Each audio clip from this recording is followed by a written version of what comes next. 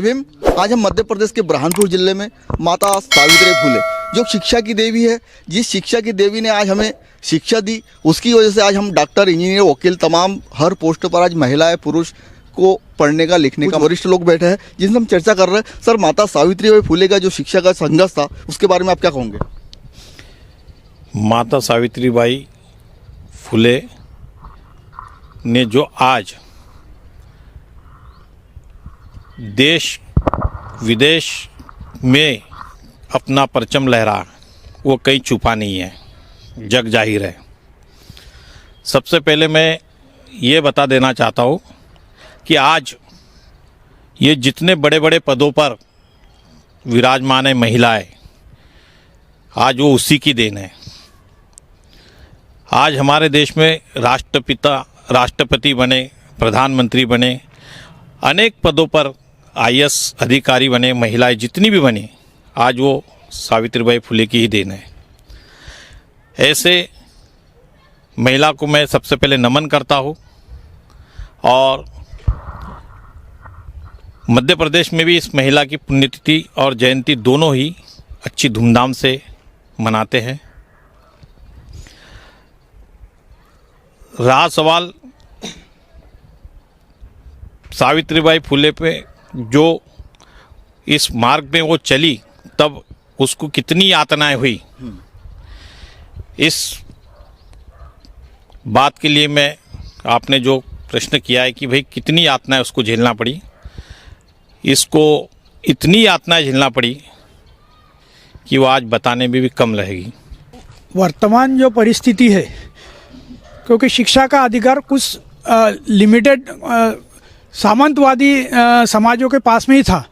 महात्मा ज्योतिबा फुले के ऊपर जो अत्याचार हुए, उनके साथ में उनके साथ जो व्यवहार किया, उससे वो कहीं तभी मतलब प्रभावित हुए, उनके पीड़ा हुई और उन्होंने सत्य शोधक समाज की स्थापना करके सभी समाजों को एक समान अधिकार मिले। व्यक्ति में किसी प्रकार का भेदभाव नहीं है, जाति में ऊंच नीच का कोई भेदभाव नहीं हो, ऐसी एक वर्ण व्यवस्था, समाज व्यवस्था उन्होंने की। इसीलिए इन्होंने सामाजिक क्रांति का एक आधार स्तंभ प्लेटफॉर्म तैयार करके उस प्लेटफॉर्म पर सभी समाजों को, और विशेषतौर जो समाज के निचले तबके के लोग थे, जो शोषित थे, उन समाजों को अपने ऊपर उठाने के लिए उन्होंने जो प्रयास किया कि उनका शिक्षा का स्तर काफ़ी ऊंचा है, क्योंकि शिक्षा बिना सभी चीज़ मतलब उसका अधूरी रहती है।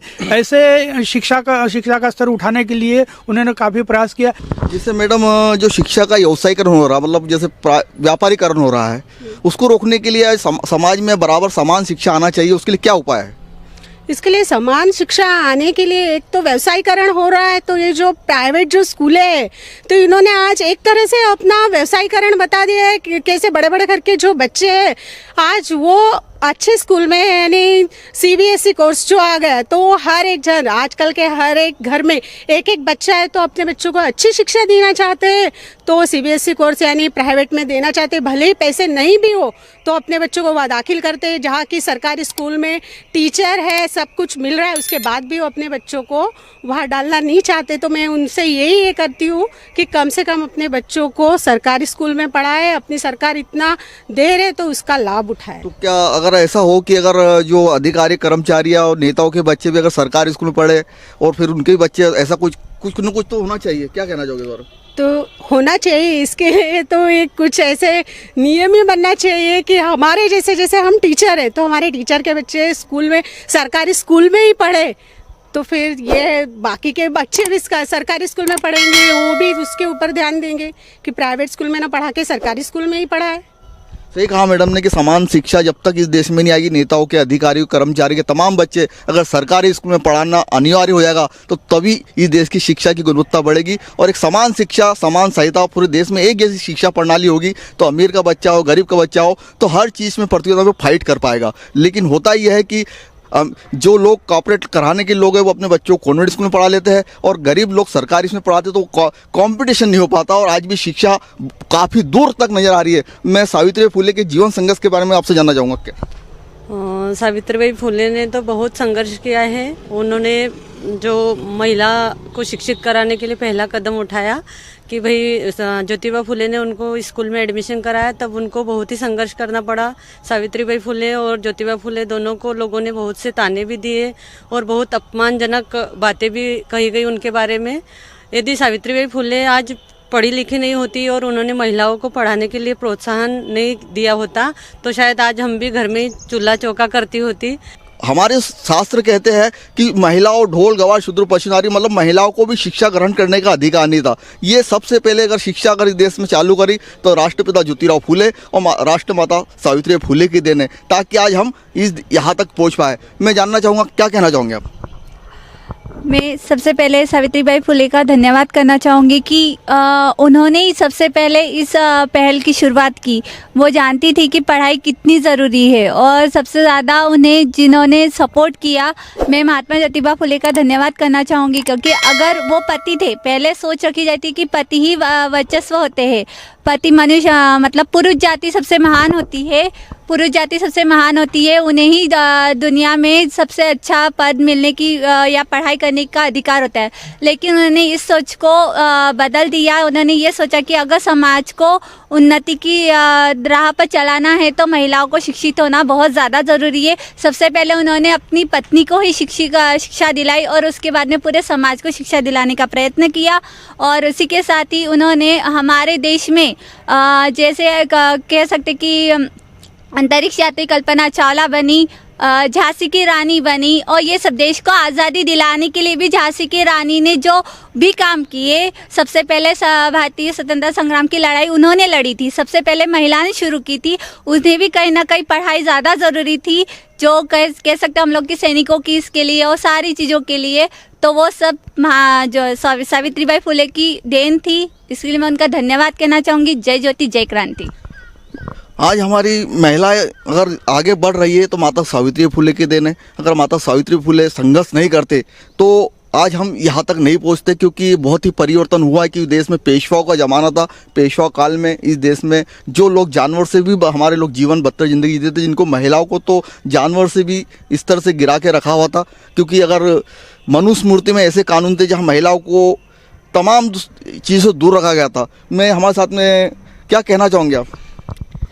मैं यही कहना चाहूँगी कि ज्योतिबा फुले ने जो शिक्षा सावित्रीबाई फुले ने जो शिक्षा का स्तर बढ़ाया है वो हम लड़कियों के लिए ज़्यादातर बहुत बेहतर है। क्योंकि आज कई अनपढ़ लोग होते हैं जिनके माता पिता लड़कियों को पढ़ाते नहीं है और खेतों में भेजते हैं, और वो अपने यानी बच्चों को पढ़ाते नहीं है और वो पैसों के लिए बच्चों को खेतों में या कुछ दूसरा कार्य करने के लिए वो भेजते हैं।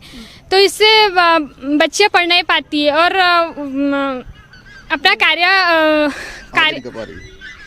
अपना कार्य आगे नहीं कर पा रही है, और जिससे कि शिक्षा का स्तर कम हो रहा है। तो इस शिक्षा के स्तर को बढ़ाने के लिए ज्योतिबा फुले ने अपना कदम बढ़ाया और अपना योगदान दिया है, जिससे कई लड़कियां कोई डॉक्टर बनाए, कोई इंजीनियर बनाए, कोई वकील बनाए, ऐसे अलग अलग स्तरों पर लड़कियों ने अपना कदम आगे बढ़ाया है। जिससे कि लड़कियों और उन्होंने कई बार लोग उन्हें कुछ कहते भी थे और अलग अलग तरह से उनको बातें भी बोलते थे, लेकिन उन्होंने वो सब सुन के अंतर्ग्रहण करके उन्होंने अपना योगदान दिया है। क्योंकि लड़की आगे बढ़ेगी तभी तो दुनिया में योगदान लड़कियों का बढ़ेगा और लड़कियों का उद्धार भी होगा।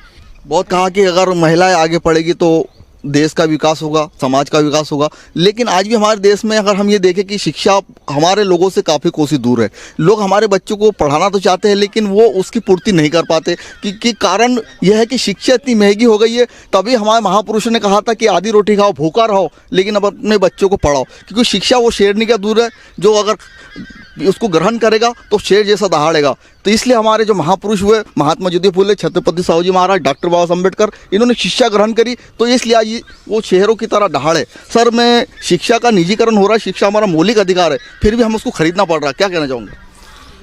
सर्वप्रथम मैं ज्योतिबा फुले को नमन करता हूँ। ऐसे महान क्रांतिकारी ज्योतिबा फुले जिन्होंने एक उस परिस्थिति में, वो समय ऐसा था कि छूत और अछूत, छुआछूत जिसको दलित बोले जाते थे, उन लोगों को शिक्षा से काफ़ी दूर थे। और ऐसी परिस्थिति में ये महान क्रांतिकारी शिक्षा की दृष्टि से इन्होंने उन लोगों को शिक्षा दिलाई और उन शुद्ध अशुद्ध लोगों को, ये बहुत महान कार्य है। देखो, बड़े लोगों को शिक्षा देने में कोई बड़ी बात नहीं होती है। बड़े लोगों को या मनुवादी लोग जो थे, जो उच्च जाति के लोग थे, इनको शिक्षा देने में, उनको शिक्षित करने में कोई कठिनाई नहीं जाती थी उस समय। पर उस समय दलितों से बात करना ही दूर थी। दलितों से बात करना, उनसे छूना, उनके तक पहुंचना, ये बहुत बड़ी बात थी। और ऐसी कठिन परिस्थिति में हमारे आदरणीय ज्योतिबा फुले, आज हमें गर्व है उनके ऊपर कि ऐसे हमारे वंश में ऐसे व्यक्ति हुए जिन्होंने दलितों के घर जाके वहाँ की महिलाओं को, सर्वप्रथम अपनी पत्नी सावित्रीबाई फुले को उन्होंने प्रशिक्षित कराया, उनको शिक्षित कराया और उनके थ्रू उन समय की दलित महिलाओं को, उस समय तो दलित पुरुषों को ही नहीं शिक्षा का अधिकार था, उस समय दलित शिक्षकों ही नहीं, दलित लोगों को ही नहीं शिक्षा का अधिकार था। ऐसी परिस्थिति में महिलाओं को उन्होंने पढ़ाया सावित्रीबाई फुले ने, और ज्योतिबा फुले ने लोगों को पढ़ाया और उनको अपना अधिकार बताया, उनको जीना सिखाया। उस समय में दलितों को बाहर निकलना मुश्किल था, उनकी मजबूरी थी। और ऐसी परिस्थिति में ज्योतिबा फुले जैसे महान क्रांतिकारी व्यक्ति ने शिक्षा की दृष्टि, शिक्षा के क्षेत्र में आगे आके उन लोगों को आगे लाया और लोगों को सुशिक्षित करके उनके अधिकार बताए और लोगों को समझाया कि हम भी पढ़ सकते हैं। सर्वप्रथम तो उनको ही पढ़ने के लिए परेशानी का सामना उठाना पड़ा। उनके ऊपर जो भी अत्याचार हुए, अन्याय हुए, उनको सहन करके उन्होंने किसी के साथ में अन्याय या किसी का विरोध नहीं किया। उनके साथ में बहुत से लोगों ने विरोध करा, उनके साथ में अत्याचार किया। सर, शिक्षा हमारा मौलिक अधिकार है, उसको हमको खरीदना पड़ रहा है, क्या कहना चाहूँगा? जी, इसका रीज़न यह है, इसका रीज़न यह है कि जब तक हम छोटे निचले स्तर के लोगों तक शिक्षा को, अभी भी बहुत से लोग इस शिक्षा से दूर है, जब तक हम उन लोगों तक शिक्षा को नहीं पहुंचाएंगे। आज हम ये समझते हैं कि हमारे समाज के या हमारे जो दलित लोग हैं आज भी शिक्षा से काफ़ी दूर है। तो वहाँ तक जब तक हम नहीं पहुँचेंगे, वो सुशिक्षित हो गए, पढ़ेंगे, लिखेंगे, वो दूसरों को समझाएंगे, जो मौलिकता का अधिकार है शिक्षा का, उसके खिलाफ में जाके वो अपने लोगों को आगे बढ़ाएंगे। तो मैं समझता हूँ कि जब सुशिक्षित सब लोग हो जाएंगे तो उसको खरीदने की आवश्यकता नहीं पड़ेगी। सही भाई ने क्या, शिक्षित हो जाएंगे, लेकिन इस देश की जो व्यवस्था है, जो भाई ने कहा कि दलित, लेकिन इस जो वर्ण व्यवस्था थी, ग्रंथ के आधार पर इस देश के शूद्रों को ही पढ़ने का अधिकार नहीं था। और शूद्र, इस देश की वर्ण व्यवस्था ब्राह्मण, क्षत्रिय, वैश्य और शूद्र। ब्राह्मण है, ठाकुर है, बनिया है, और बाकी जो चौथा वर्ण व्यवस्था है वो शूद्र में 6743 जातियों को इस देश के अंदर शिक्षा से वंचित रखा गया था।